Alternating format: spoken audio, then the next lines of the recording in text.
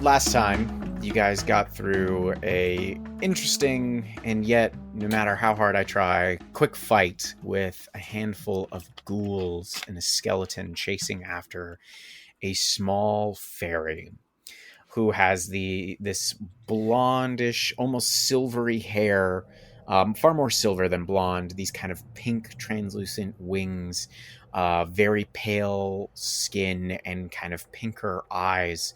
She has this long, needle-like, it would probably be the size of a needle to you guys, that's in her small hand. She's about maybe a foot tall. So she is very tiny, and you, as the bodies finally collapsed to the ground, she had flown up, asked you how you got in, and if you guys had tried to get back out, and saying that she'd been trapped here for 200 years. So she stands, or she floats before you, and she kind of comes closer, and she goes, Please, I must try the door. If you came through, perhaps I can finally get out. A companion that we had come in with had attempted the door. I believe he found it to be locked. No. By quite strong means. Are you sure? Are you positive? We can go back and show you. I'd be happy to escort you, and perhaps while we head there, we could give Turvey here some medical attention. Sorry, I forgot about. I'll turn around and I'll cast a lesser restoration on Turvey. Okay, so the paralysis fades from Turvey, and as they kind of come out from it, they're shaking a little bit, and they kind of nod at you, and Topsy kind of scoops up Turvey into her arms, and she's like, Thank you, Indigo, thank you so much. It's the least I could do, and I know. Here, just you two take these, and I'm gonna hand them each a dagger. Oh, how nice of you! Just how very don't. nice. I was gonna do you that. You were very brave, Turvey, but please never do that again. And then I'm gonna step into the room, and I'm gonna begin to give last rites to Eldith. Okay. So you step into the room. You see the horribly torn apart body of Eldith, and hello, my dog. Sorry, we can edit this out because of her clicky clacky nails on the floor. So you step across and through past this fairy, and you look over the horribly chewed and torn apart body of Eldith, and you start kind of giving her some last rites. You can see also where the roots from your spell had kind of torn through her, ripping her body up even more. And as you do so, this fairy actually just flies out past you all and through the past doorway, heading towards the main door. You just hear her muttering, I have to get out, I have to get out, I have to get out. What are the rest of you doing? Sephel would have almost immediately, after seeing that this is a library, made his way into the room and scanning to see what the contents of this room are. If it seems to be, memoirs, if it's just regular, storybooks or historical accounts or anything of maybe magical means. He's just very intently looking through the spines of books to see what's in there. Sure. Sam, what's Lara up to? Lara's going to escort the fairy to the door. Okay. So you start heading your way out that way. Let's describe this library to you, Sephel, as you get in there. First off, it's a very large room. It's about 45 feet wide, and you're not quite sure how deep. But you see that there are numerous dusty shelves. You see that there are some crystals about the room growing in various locations. You see that quite a few of the old tomes and books have actually been pulled from the shelves and kind of tossed haphazardly across the floor and places. You see more skeletal bodies that have not risen up to attack you.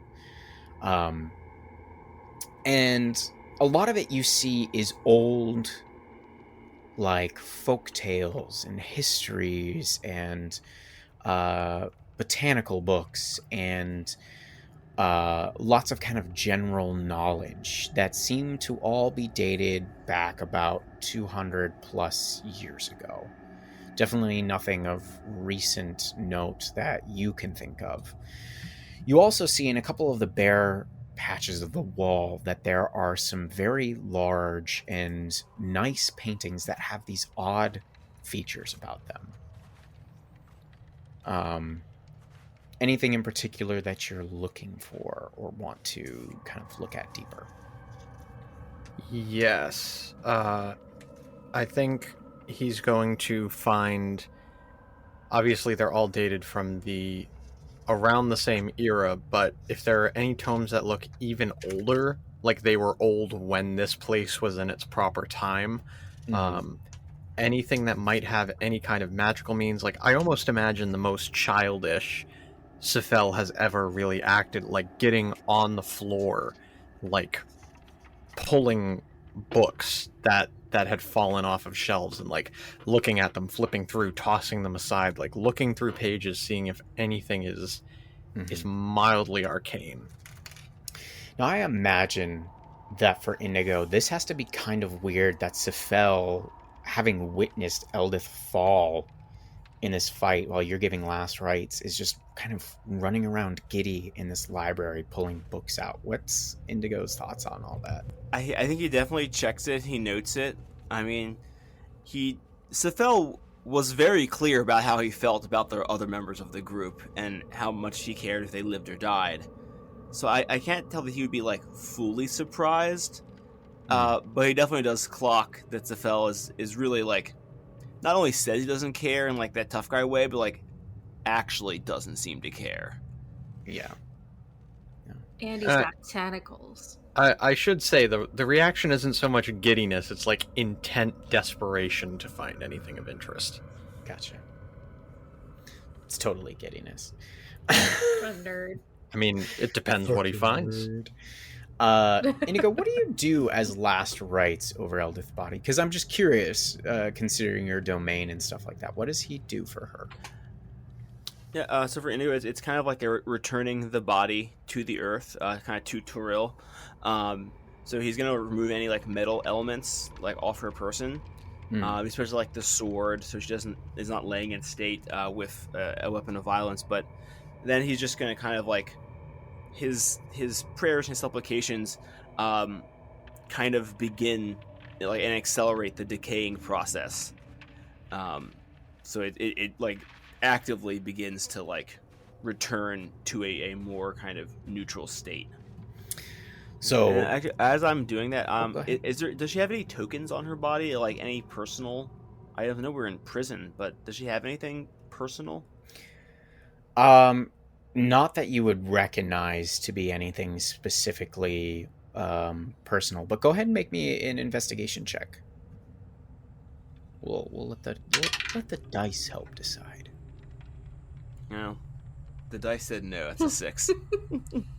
Yeah, you don't find anything. That there could have been something, but between both the spell and these ghouls tearing apart her body, it could have been lost or eaten. You don't know.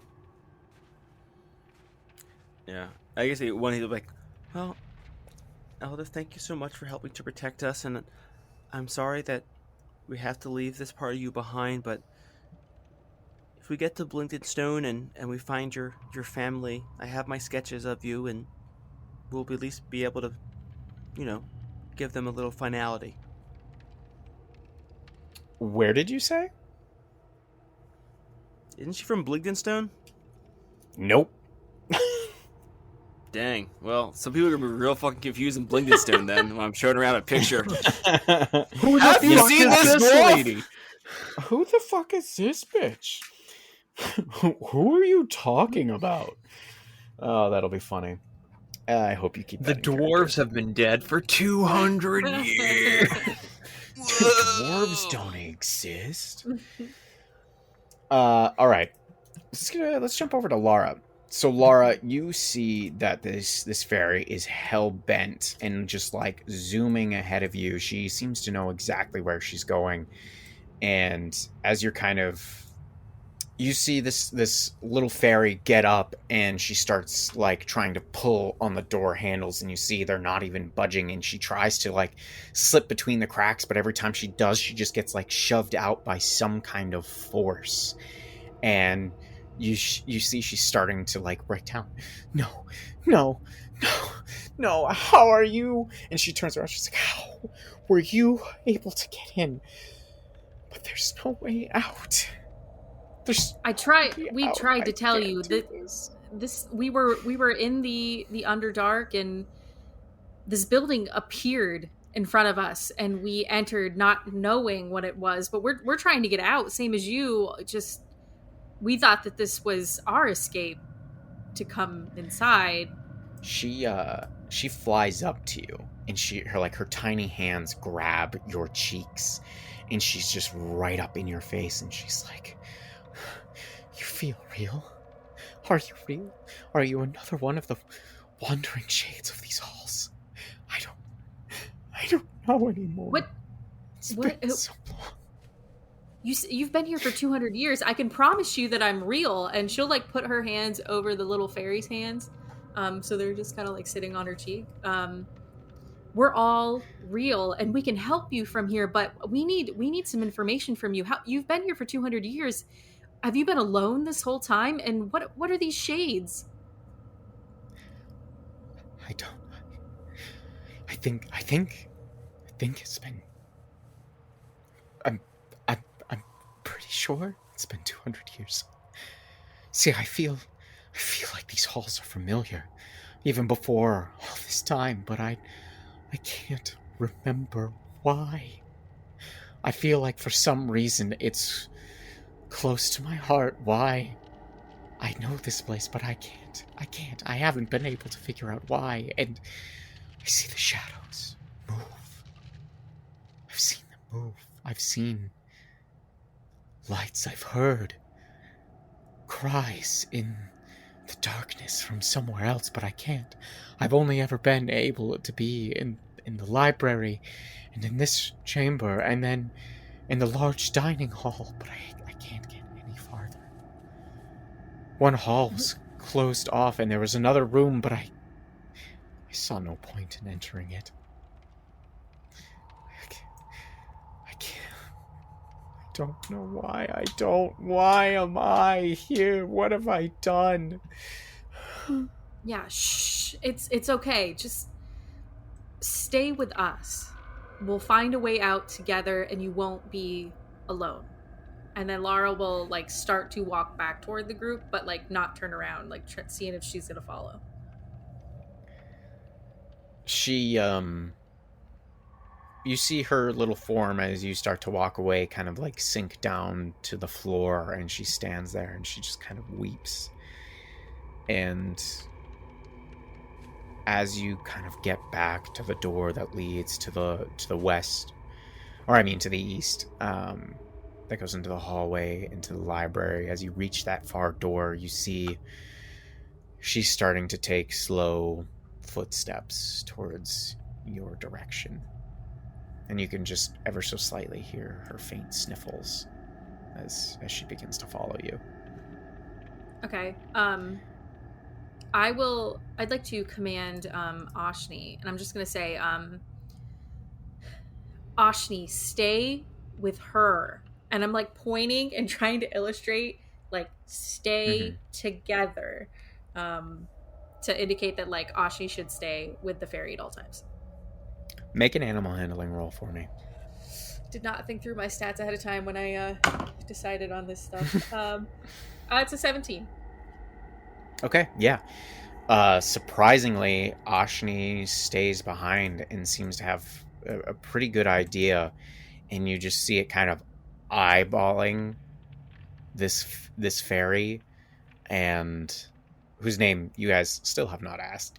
Um, And just kind of watches her, and you see she kind of like grows wary because Ashni is much bigger than her, and she kind of starts to kind of quicken her pace after you, and Ashni's just kind of plodding across the floor, kind of like a Komodo. Have you guys ever seen a Komodo dragon walk? Yes. Just like the little, like, almost like flipper walking. Yeah, kind of like its long claws and its body wiggles, kind of like with almost like it's slithering a little bit as it does it. Ashni walks like that. So this very predator reptilian kind of walk to it. Did you just say same? No, I said sick. She said sick. Like, Oh, sick. I thought you said same. I was like, I'm trying to picture that. You walk Yeah, on me all too, fours, me too, man. like a lizard. Yeah. Yeah, all day, every day. Well, Has anyone ever told you you walk like a monitor lizard, dude? Yeah, dude. when we all get back together, like, I'm imagining that as everyone groups up, Lara will try and do an introduction, and she'll just say, I'm Lara, this is Sephel, Indigo, Topsy, Turvy, Stool, and Ashni, who will protect you. What is your name? I think it's Ethera. I'm not sure. Everything's a little hazy.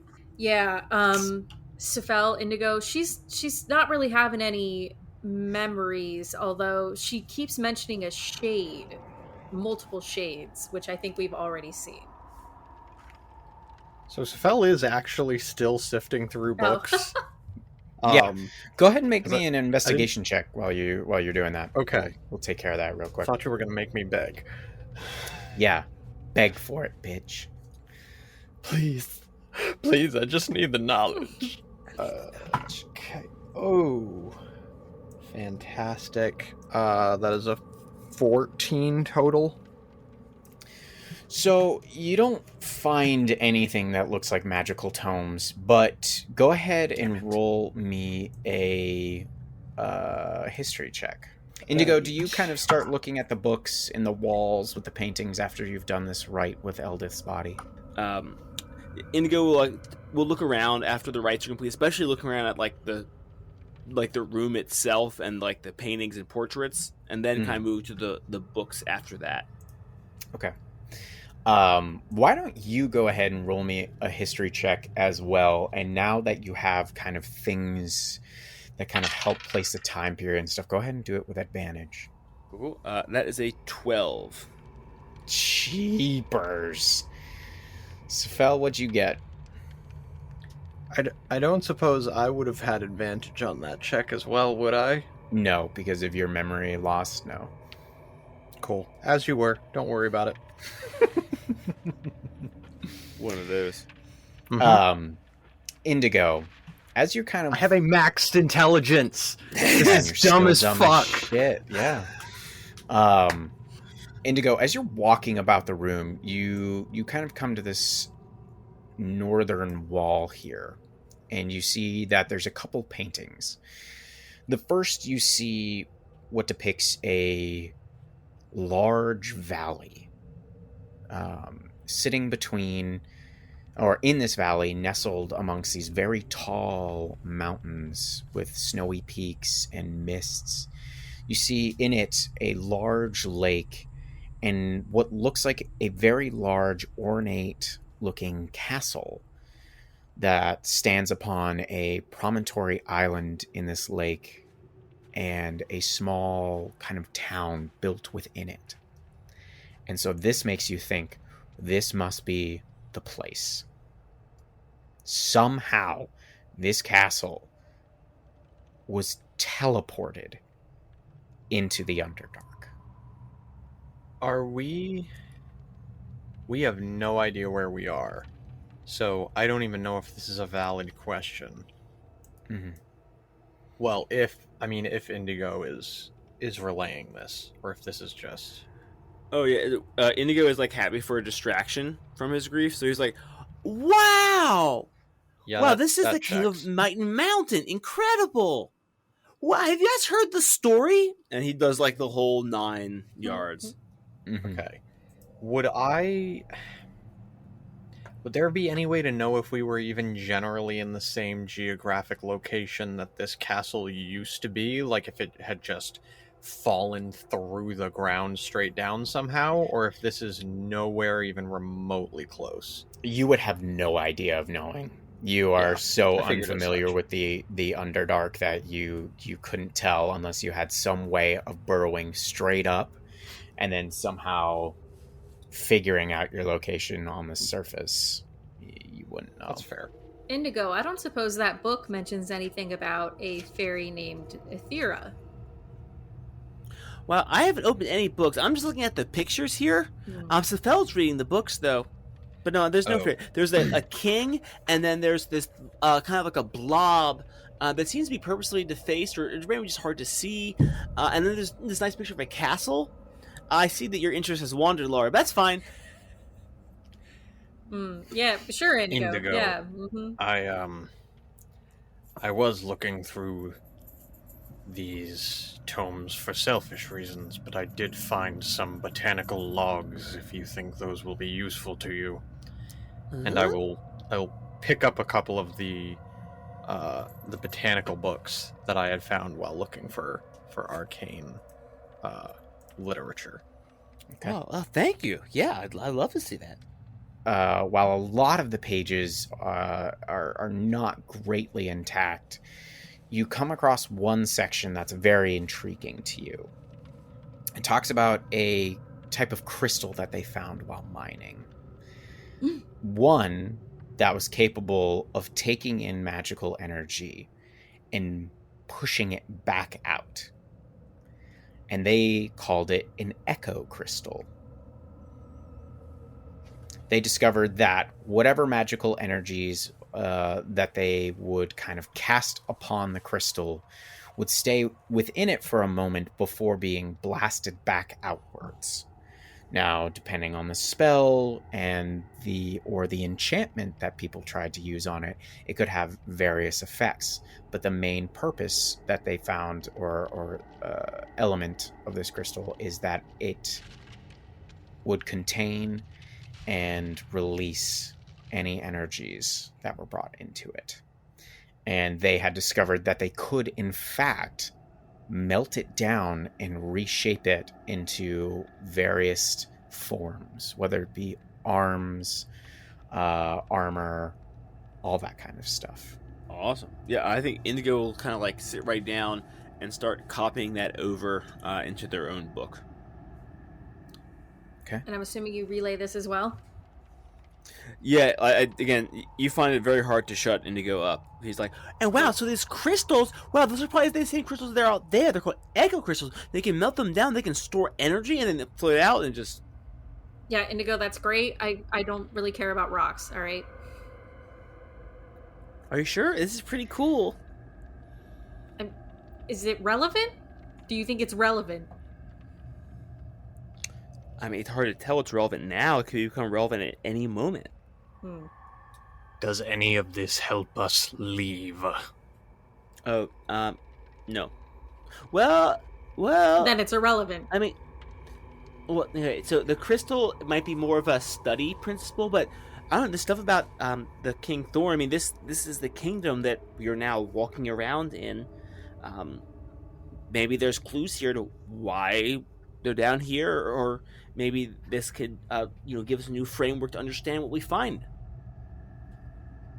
Ethera, I know that you can't remember anything, or perhaps you don't want to, which is okay.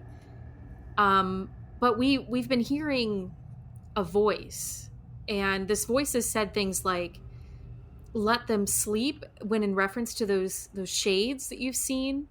And I think we've just been hearing it crying out and sadness. Does this mean anything to you? I've heard it as well. I don't know where it comes from. I think somewhere towards the center of the castle, but something about it deep inside, I feel like I can't or shouldn't get closer to it. Go ahead and make me an insight check, all of you. A humble 9 from Indigo. Humble 9. It's an 8 for A me. humble 4. Okay. All my good rolls went away at the beginning. God damn. Yeah, fucking wasted. Yeah. That's what she tells you. You also spoke of a room that you dared not enter. Is that because you don't want to go further to the center? Yes, it's... The door's blocked by the rubble. I think it gets closer to the voice, and I don't dare get closer. I think we need to get closer. Ethera, you don't have to come with us, but I think that's what we need to do. If the story in these murals is an indication, and if Indigo's memory is to be trusted, Like a steel trap. we need to understand why and how entities are trapped within these walls. And then maybe we can find ourselves a way out. I'm sure you've noticed it as well, but my magic is a bit strange here. I have not had it directly affected, however. Every time I have access to my abilities, I have felt a strange pull, as if the area becomes curious of the arcane. Oh, you mean like the effects described for the Echo Crystal? I'm sure we wouldn't want to know any more about that, though. And he pointedly closes his book. I don't know if I'm annoyed at your facetiousness or proud. We'll address that later. Indigo, does that book tell you what we need to do to make it stop? Nope. Then it's irrelevant, and Lara's gonna turn around and leave. DM, while Sephel is very amused and fully content with Lara's assessment of Indigo's knowledge, do we get, based off of all of the descriptions that Indigo gave to us, do we get the feeling that the echo crystals are what's causing the disturbances in our magic, or possibly something else that's more of an effect of the area? Because the crystals seem like you would have to directly put magic into them for them to affect anything, unless we don't understand it properly. So, considering the pretty detailed description on the Echo Crystal, you think that whatever this prevailing magical force is not connected to it. In fact, you do know what it is. It was told to you by Bupido. It's something that they call the Frez. Oh, that's right. It's this odd magical leftover essence from the elves who thousands and thousands of years ago did incredible magics, and somehow the Underdark has just absorbed it, and it still lingers in places. And he told you that they use it actually to build their settlements in, because it protects them from some of the more dangerous natural predators of the Underdark. Now, that's a curious combination of things, because based off the combination of knowledges we now have, and if I remember correctly, Sephel was the only one that was told directly about the Frez, because I think Bupido brought this up after immediately murdering Sarth, or am I wrong about that timeline? I'm pretty sure it was beforehand. All that. All right. Yeah. So it was when you guys came we back would up all have that with Lara knowledge from her trip down and discovering the Bahir. Cool. So then this. So with that. Now I'm just thinking, with that combination of knowledge, does that mean that the Frez was already in this area, and the castle just happened to fall into an area with it? So the magic has nothing to do with this castle in particular. It's it's just sort of a unfortunate coincidence of chaotic arcana. So, to kind of like help you so you're not scratching your heads too much here. From what Bupido told you, the Ferez is just kind of this overarching, lingering magic that does some weird things, but not necessarily preventing people from entering, not entering. It seemed to only affect more natural kind of wildlife in the Underdark. They kind of tend to steer away from it. What's happening here, like the doors and the skeletons and those kind of things, and these ghouls, they seem to potentially be from some other kind of magic, because the echo crystal doesn't bring anybody back from the notes that Indigo has read. You don't know enough about the Frez to necessarily say that it couldn't do this, but something happened to bring this castle here. So it could be something else entirely that's causing some of these other things to occur. That's such a weird mess of compounding magical effects. Because the Ferez is fucking with our magic. There's something in the castle stopping us from leaving it. And then there's something even bigger that brought the castle here to begin with. Can we huddle up for a second, Indigo and Sephel? Ethera, just one moment. And I'd like to try and get like a little private huddle in the corner with you both. Okay. Okay. We can pull over to those murals that where Indigo was already kind of showing us. We can just be like alone by the pictures. I feel as though the mysterious queen lines up rather mysteriously with Ethera, and she certainly doesn't want to go toward the center of the castle. However, if we're to assume that the being in charge of this place is perhaps that king, maybe force is required? There are many assumptions in that statement. I do not disagree with any of them directly, however, which is concerning. Ethera seems to believe she is connected to this place, which is odd. But a location that is not meant to be here is hard enough to figure out. A displaced castle out of time is more difficult. I agree we should move towards the center. However, we should be cautious. There are things here that don't want us to be even this far. Yeah, and we don't know necessarily that the force at the center is evil or violent. It may just simply need to be put to rest. Yeah. I agree with both of those statements. Let's keep moving, and if Ethera wants to come, she can, but... Well, we are still here together. I am not a fool. I understand that my demeanor and my reactions to the death of a companion are disturbing to some. My goal is exit. And that may be selfish, but I am willing to include those that are useful in that goal. I will do my best to keep you alive. I do not want that doubted. However, I am nervous about our other cargo. Topsy-turvy stool. What do you... The fairy.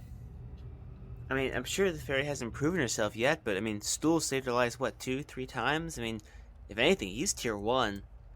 I'm nervous. Topsy-turvy do need to be protected, though, so I we just need a little extra care. I'm nervous that they'll leave us like Bupido did. Yeah, wasn't and that so Sarth. weird that Sarth would go with Bupido? Yeah, and They he didn't took my seem to be that stuff. close. He took my staff. It was really kind of offensive. We helped them. Their goals are irrelevant. We knew Bupido was sketchy. I wouldn't. Sephel wouldn't say sketchy. Yes, Wow, we're gonna reel back there. Wow. We knew Bupido was untrustworthy. He was a nefarious character, and I am honestly not surprised at his departure. However, Sarth is puzzling as well. Let's keep an eye on them. And let's try and convince Ethera to come with us to the center of the castle. If she won't, that's fine. But we can attempt. Sure. And I mean, on the bright side, I mean, they can't run away now. None of us can leave. Indigo, you know creatures. Have you ever locked 2 rats in a cage without food for multiple days? My goodness, no! That's a terrible act of animal cruelty. I am more afraid to see what happens that they can't leave, rather than that they could. Tread carefully with these characters. Oh, that means Bupido and Sarth are probably still, like, in one of these small adjoining rooms. We'll probably run into them sometime. I hope so. I want my staff. Yeah. Alright, well, that does relax me. Thank you, Sephel. Let us keep moving. Alright, I'll go talk to Ethera. As you go back to Ethera, she's just kind of looking into the hallway, and she kind of turns to you and she goes, your friends, the gnomes? That's what they were, yes? Yeah, Topsy and Turvy. I told them not to, but they took off towards the main chamber. What? The one with the door. Did they say why? They said they were just going to double check and make sure the door was actually closed. Hey, remember last session when we asked if everybody was like cool with staying and Topsy and Turvy were super sketch about it? Mm-hmm. This isn't surprising at all. I will Indigo, Sephel, Topsy and Turvy went back toward the main chamber. I'm gonna see, and she's like running and talking. Well, I suppose that answers that question rather quickly. And he will start to sort of slither his way out of the room.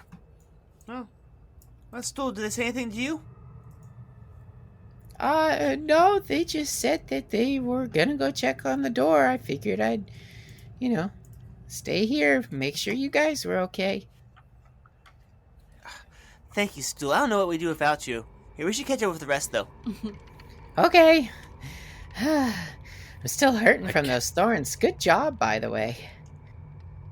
Oh, yeah, sorry about that. Are they in here at all? So you run in and you do not see them. However, you do see this far wall, and with this door, these large set of doors, it is ajar. So they went out the western door. The western side from Now the main chamber. So there's this western side of the main chamber that is ajar. Mm-hmm. Then there's a northern door, and that's where all the rubble has fallen. That's like blocked off. Mm-hmm. Okay. So and that northern, the like rubble covered door, is where we heard a lot of the voices coming from. That's what you believe. Or at least in that you direction. don't know for sure. Okay. And you have Ethera's statement to kind of back that up. Okay. Why would they leave without us? I mean, if we analyze this logically, I don't know why we would assume any of these people would stay with us. We've known each other for a handful of days and have no bond other than survival. If they believe their chances are better without us, they would have every reason to leave. Well, that worries me, because they're not very good at fighting. I think they should really be with us. No, we literally just gave them weapons. I honestly don't think they'll make it past that room. Well, they're dead weight anyway. We should continue around the side of this northern door the way we were going. I don't think it's... If they wanted to go off on their own, we should let them. So our options are this door to the west that Topsy and Turvy went through, the rubble-covered door, or whatever was up the hallway out that we were just in, like the hallway between the library and the main chamber. It continues north. Yes. From what you could tell, yes. Okay. Do we continue the way we were already going, or do we give chase? Or does anybody think they have the physical prowess to get us past that rubble? Well, I'm pretty strong, Sephel. I'm pretty sure I could get those rocks moved in a matter of several hours. I may actually be able to help you in a very small way. Quite a bit of work to get through that, yeah. So I don't know if this would actually help, but I assume it would be some sort of strength check to move through the rubble. If I use my ability to adjust density, which is my just, not a spell slot, just my regular Graviturge feature, I can increase your weight. I can double your weight, which will cut your movement speed, but you have advantage on strength checks. For how long does that last? As an action, the target's weight is halved or doubled for up to 1 minute or until my concentration ends. Okay, so for a minute, and that's not a one-time use per day? No, it doesn't give a limited usage. Okay. It just says it just requires my action. So I would assume if we're doing it passively, this isn't combat based or anything, I would assume every time the minute ends, I could just re-up it. Yeah. Okay. I mean, if that's what you want to do on Indigo, or if you want to try and do it on the very large stone blocks, sure. Oh, well that's an interesting idea, because what I could also do is I could half the weight of the rocks. So I could either double your weight and give you advantage on strength checks, or Lara if she has a better strength, but I assume she's a charisma build as well. But whoever has the better strength, I can either give you advantage on those checks if you want to try it, or I can lessen the weight of the rocks, which might make it easier to move them anyway. If this is a direction we want to go, we have other options. I think this seems like the most straightforward option. If we're heading to the center, we should head north. Fair enough. Yeah, I agree. Do we want to maybe rest first? I mean, I know we only woke up a bit ago. Maybe explore a little bit, then rest, and then just through the rock pile. It does seem like the option that's most likely to bring us face to face with the center of this place. And you all can rest. I would rather be rested for that. I feel fine. If we are, Sephel will answer.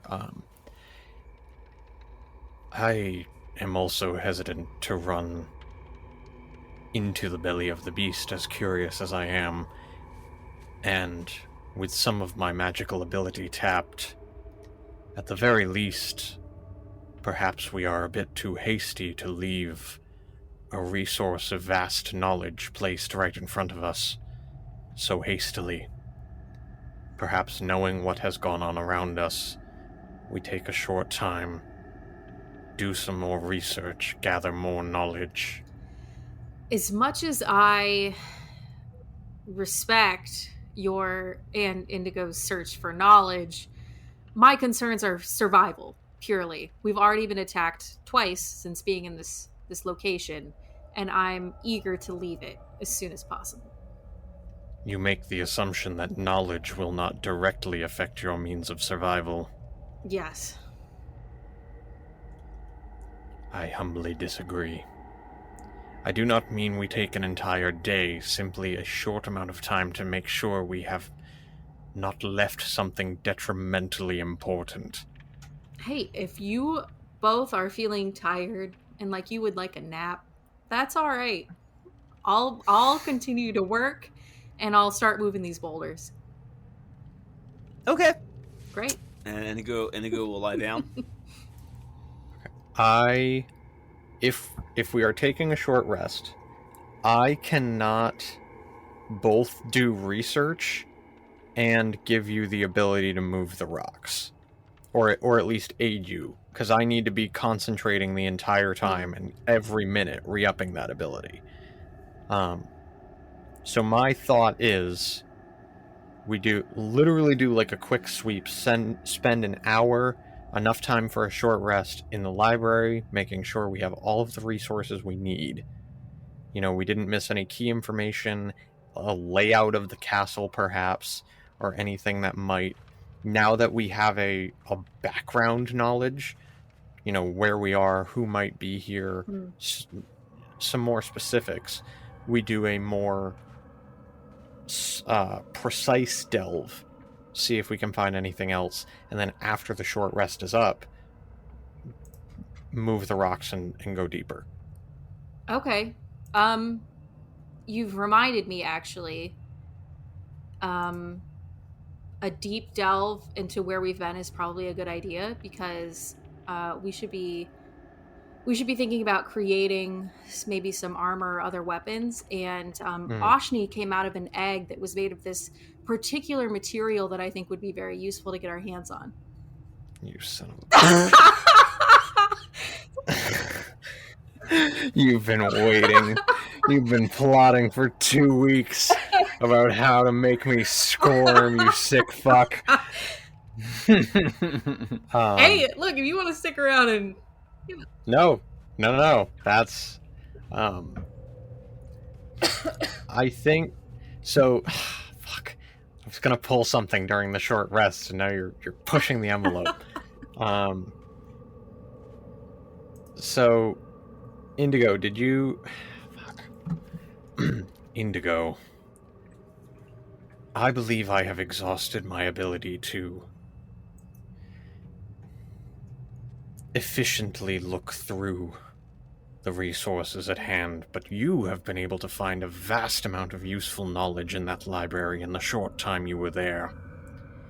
Would you mind doing a quick look while I prepare myself and talk over our plan with Lara, and maybe look into these crystals a little deeper? Oh, wow, yeah, I mean, sure. And Indigo, he would blush, but he's already burgundy. Hey, Stool, do you want to do some research with me? Yeah, though I don't know if I could really read. We'll find out. Come on. We'll find out. Okay. Hell yeah. All right. Sephel will approach Lara when he feels that they are out of earshot. I think that we were just coming up here to like examine the rubble and look like we're kind of talking game plan. Okay. And Sephel is going to, while they're talking, like he's just going to be like arms crossed, looking very like analytical of the area, and he is going to try to speak softly and discreetly. I did not want to cause chaos among the weaker-willed of the group, but our attitudes and our goals are enough aligned. I feel you can handle this knowledge. Go on. In the middle of the night, during most of our rests, a strange occurrence happened within my own mind, but that is besides the point. But I was jolted to semi-consciousness, however immobility, and witnessed as Bupido slaughtered Sarth. He had a weapon, a dagger. He cut Sarth's throat and killed him. and ran off deeper into the castle. I displaced Sarah's body to try to buy some time so that no one would wake up and cause disarray and threaten us further. You watched Bupido kill Sareth and did nothing? I was unable to move. I just said that. It was a state of paralysis, and my mind and my body were not in the same place. I am unsure of the circumstance and not proud of it. It was not comfortable and unfavorable. And so... And she looks back over at the hole in the ground. You will find Sareth down there. Can I roll an insight check on... Because Lara's saying a lot of things right now, because she had a conversation with Eldith, if you recall, when we were walking to this doorway, in which Eldith specifically told her to watch out for Sephel. So she's kind of thinking like, and now Eldith is dead, Sarth's dead, Bupido's missing. Yeah, go ahead and make an insight check. And I got a -1 to insight. Go ahead and... I mean, you're not lying. Yeah, no, it's not a contest. I mean, in this case, he's being incredibly forthright. Right. So it's just whether or not she believes him. Yeah, go ahead. What's your total for your insight? I got a 14. You feel like he's telling you the truth. If you are at all skeptical, I will remain up here while you go examine Sarah's body. You will see that his neck was slit with a dagger, a weapon that I do not work with. I am not a physical combatant. You understand why I'm hesitant. I do.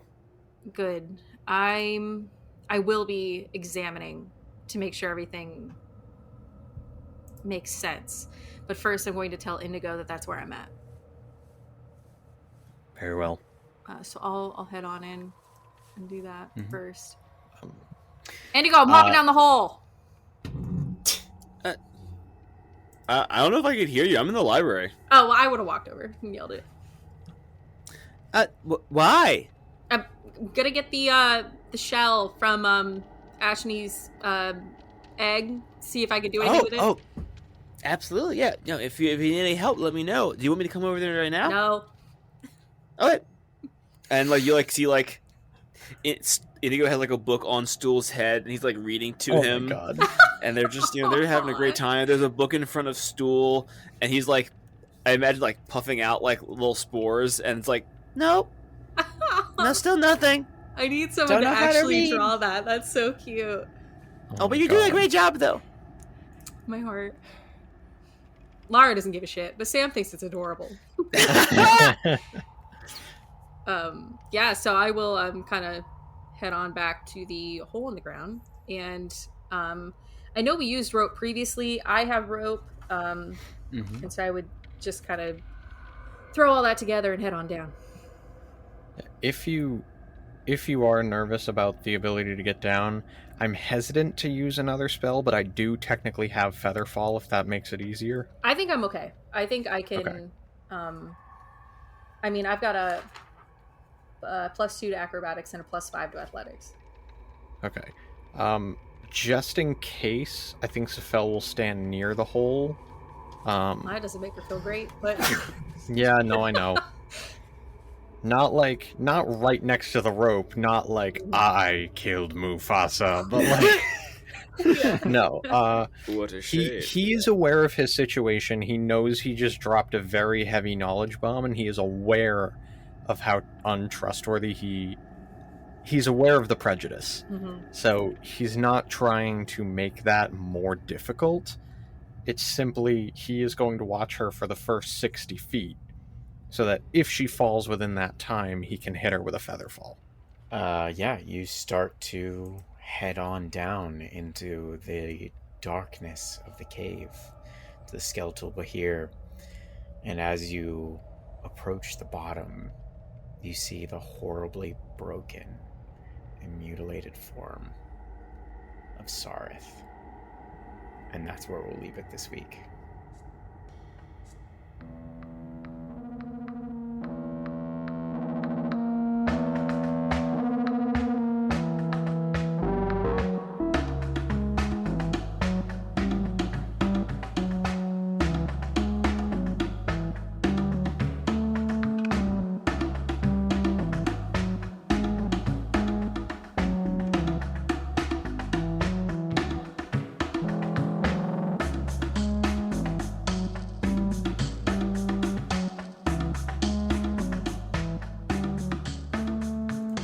Everybody, this is Sam Conklin. I voice Lara in the Madness Table. We are so delighted to have you here. Thank you so much for listening to our dinky little podcast. We pour our hearts into this, so to have you here is just, it's the world. If you haven't already, we have a Twitter, Instagram, and Facebook at The Madness Table. You can also shoot us an email at themadnesstable@gmail.com. We would love to hear from you, love to hear how you're enjoying the show, any questions you have for the characters. We might even shout you out in some future post show notes. So please do so. If you're loving the podcast, we would just adore you if you shared it with a friend. And that's it. So we'll see you in 2 weeks for our next episode when...